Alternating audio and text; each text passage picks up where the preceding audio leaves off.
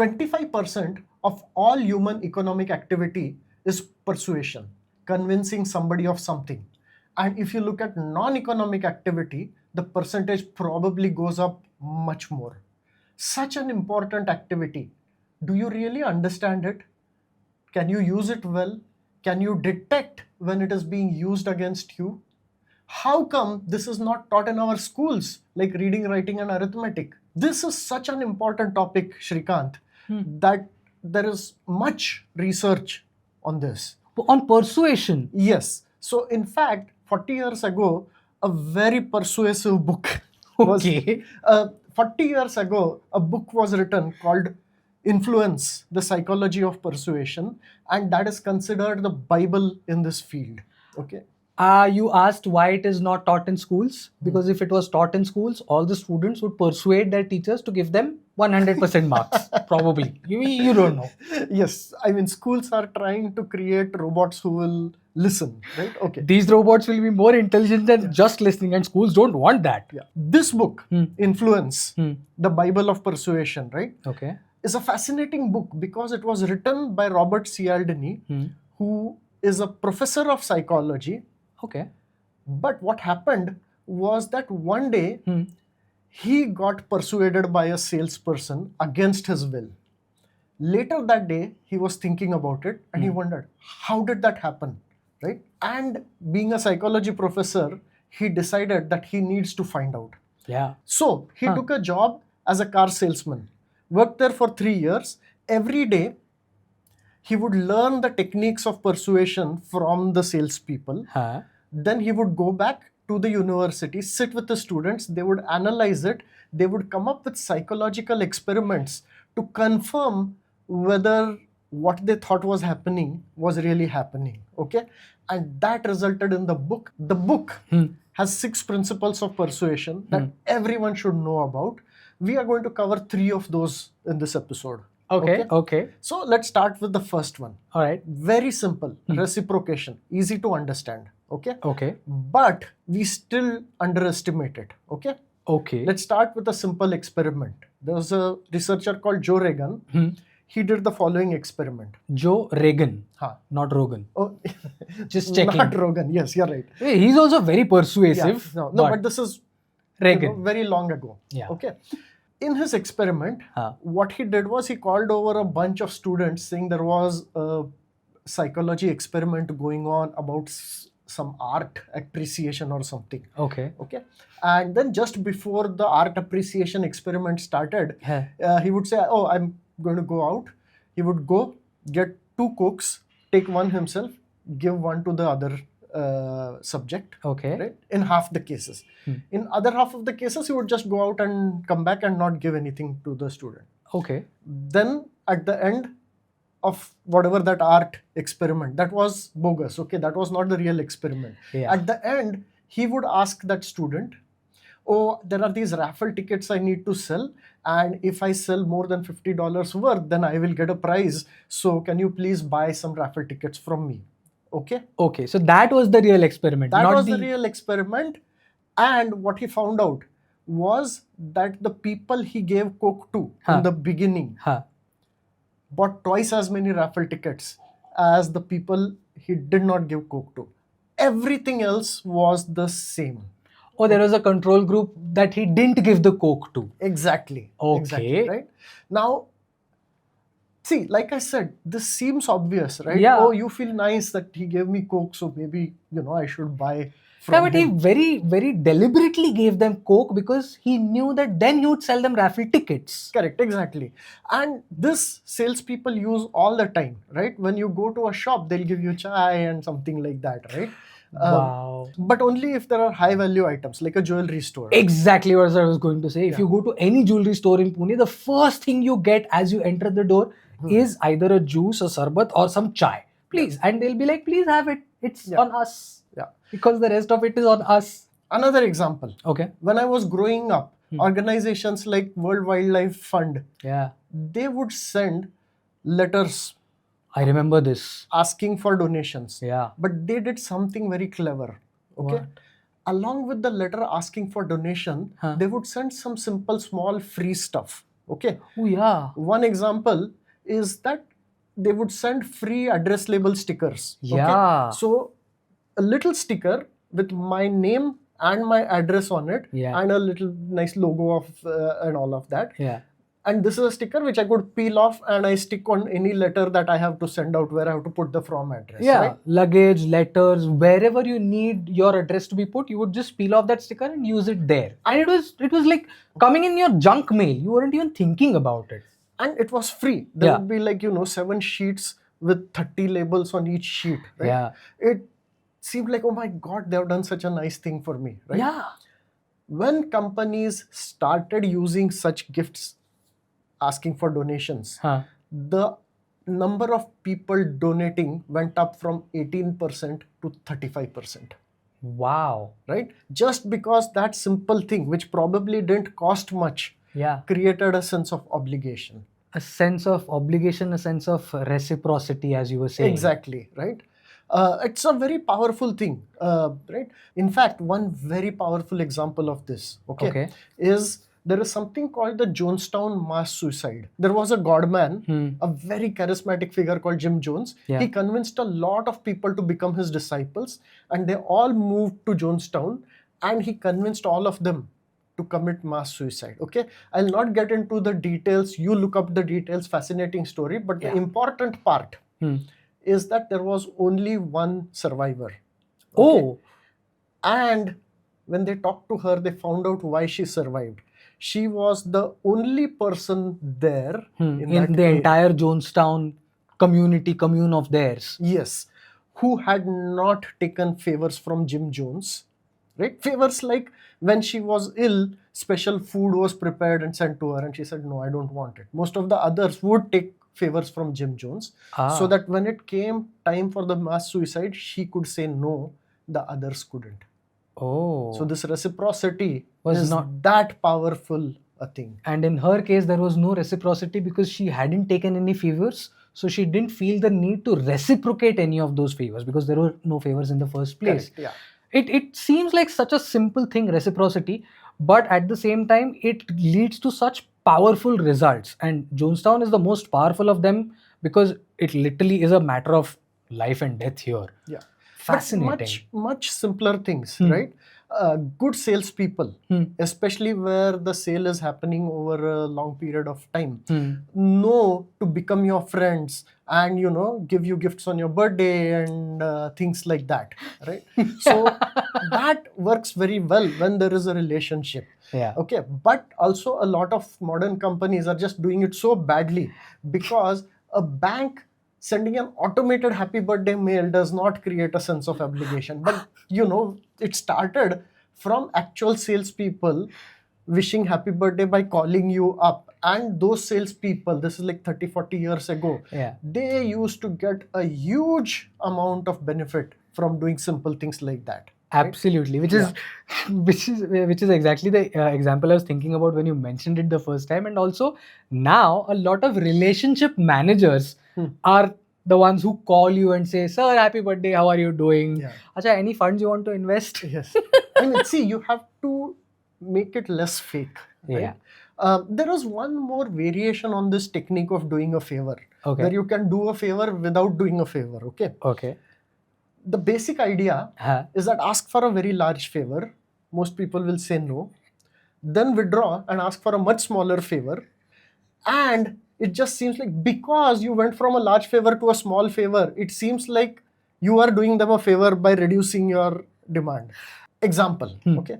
Researchers did a study in which they went to people and asked them, would they be willing to spend one day at the zoo with juvenile delinquents? Okay. Juvenile delinquents are underage criminals. And the idea is that, this will make them feel better and all of that. Rehabilitation rather than correction or punishment. But 83% of the people refused. Okay. Well, turns out this was part 1 of the experiment. This was the small favor. Okay. Let's look at part 2 of the experiment. Which was? They went to the people and asked for a big favor. They said, would you be willing to mentor juvenile delinquents for 2 hours a week for 2 whole years? No, let's go back to the zoo. So everyone pretty much said no. Then after that, they said, okay, fine, you don't have time for that, but would you be willing to take them to the zoo for a day? More than 50% said yes. Yeah. You see how that can happen, right? So just by changing from a large favor to a small favor, you have done a favor to them and gotten reciprocation. So while you're explaining this, I realized that I fell for this exact trick with my bank and my relationship manager, who called me suddenly and said, sir, I see there are funds lying in your account. Why don't you put 80% of this in this particular whatever investment? I'm like, 80%? No, I can't afford to lose that much liquidity. He says, okay, sir, then do 20%. Like, yeah, 20% sounds reasonable. Before that call came in, I had absolutely no intention of putting any money in any investment. I wanted that liquidity. At the end of that call, I was 20% poorer. I didn't even realize I was being reciprocated here. These persuasion techniques. All right, let's go on to technique number 2. Okay. Right? This is called social proof. Okay. Have you ever heard canned laughter or applause on TV shows? Right? Yes. Right? That is social proof. Everybody else is laughing, so you also laugh because you think, oh, the joke must be funny. Right? Oh, group conformism. Yeah. Everybody hates that laughter. Okay? But still, it is there. For like 40 years, TV has been doing this. Do you know why? Because experiments show that it does cause people to laugh longer and laugh louder, and that it works best for the weak jokes. Yeah. And just in case you think this is like a TV thing, it is not specific to TV. Yeah. Okay? This started in the 1800s in Italy in opera houses. Oh. Okay? There were people who had created an entire business of providing applause givers. Okay? And they had a business card. They would say, for clapping when your hero comes in, we will charge this much. For laughing at one joke, we will charge this much. For clapping at the end of a song, we will charge this much. Yeah. And it really works. Yeah, it's a great business model. I mean, it benefits the production. It benefits the people who are laughing and clapping. Yeah, good business model, yeah. It puts money in the economy. But the same technique works in many other places. Right? Like where? For example, if you go to a cafe and there is a tip jar kept there. Have you ever seen the tip jar empty? It's never Even empty. if you go at 6 a.m. and the store opens, you go in, the tip jar will have some money in it. Okay, that's called salting the tip jar. Okay, when you see lots of money there, especially various notes, then you also feel like giving. Okay, it increases the giving. The salting example reminds me of something I read about Reddit, the social networking, which has now become the social networking site. Initially, in the old days, Reddit used a lot of salting methods where they basically created accounts and made those accounts post stuff on Reddit. So you would see different accounts posting on Reddit, and you would think, oh, this site is being used by so many people, I should also join in. This Reddit founders have actually admitted this, but pretty much every social media website does this, right? Because in the initial days, if there is no activity, people will not come, right? But if there is activity, you'll say, oh, this seems to be like a cool site, that's social proof. So they create fake activity. Not just that, but even otherwise, whenever a company claims fastest growing, largest selling, why is that happening? Why are they saying that? Right? Because it is social proof. Fastest growing means the product must be good. Largest selling means the product must be good if so many people are using it. Yeah. Right? If so many people are buying it, if so many people are quickly joining it, then there is definite proof that they like it. So I should also like it. Right. Now, this seems obvious, but I want to give some examples of experiments showing this is not obvious, because it can be used in child rearing.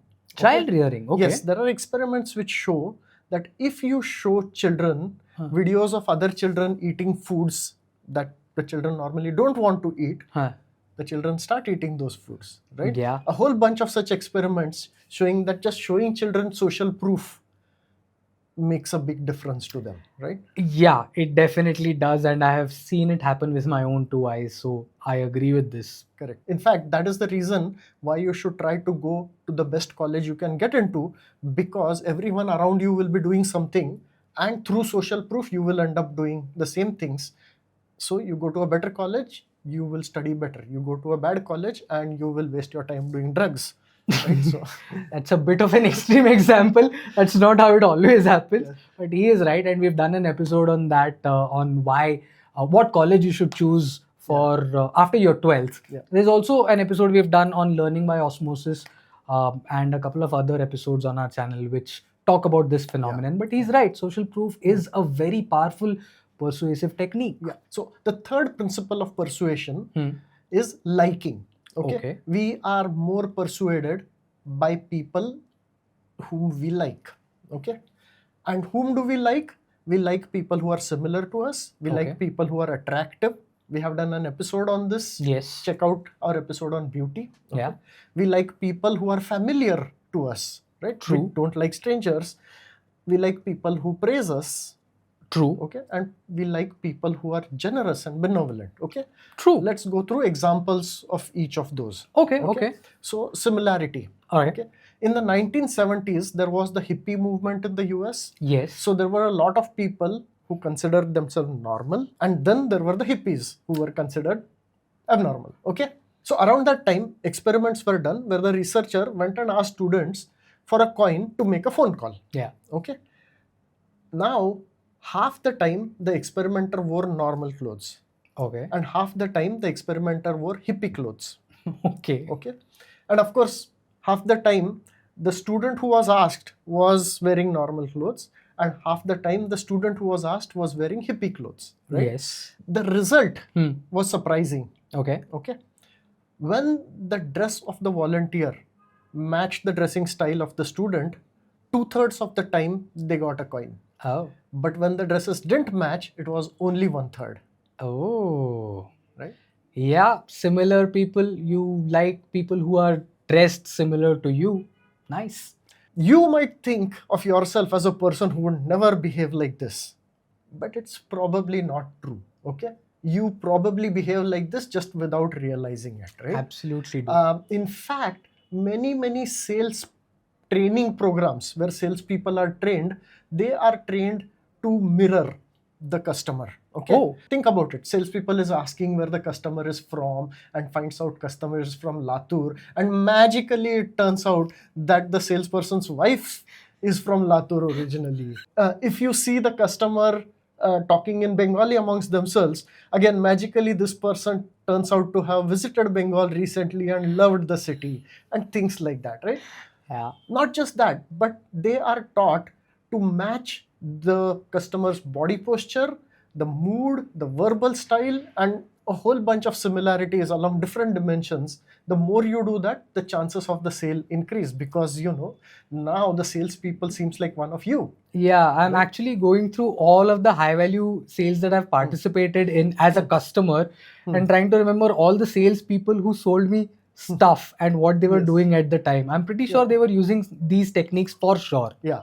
Another technique is basically good cop, bad cop. Okay, right? yeah. Where in TV shows, there is like two cops. One of them is being really rude to the criminal, and then suddenly the other one starts being nice. Yeah. And it turns out that the criminal then sort of cooperates with the good Nice cop, cop. thinking that the nice cop is on their side, right? Yeah. But this technique is actually used so much now that most people have become wise to it. They're like, we know, this though, I know you're playing good cop, bad cop. I'm not confessing anything to you. Well, when a salesperson tells you that they really want to give you a discount, okay, but let me go talk to my boss, and then the boss refuses to give the discount, or sometimes the boss yells at the salesperson in front of the customer saying, how can you do this, how can you promise this, and all of that. All kinds of techniques they are using, and this is good cop, bad cop, right? Where you feel that the salesperson is on your side, and then there is that boss who is just being nasty for no good reason. Naveen, I fell for this. I fell for this while buying my car. The salesperson who was selling my car, he gave me a really good price on the car. Yeah. 2 days later, he calls me and says, my boss just told me I can't give you that price. Now I'm stuck. I have already committed the price to you, and he wants me to not sell the car to you.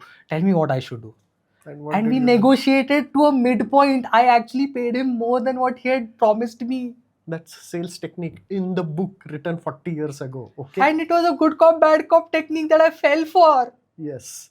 Also, we like attractive people.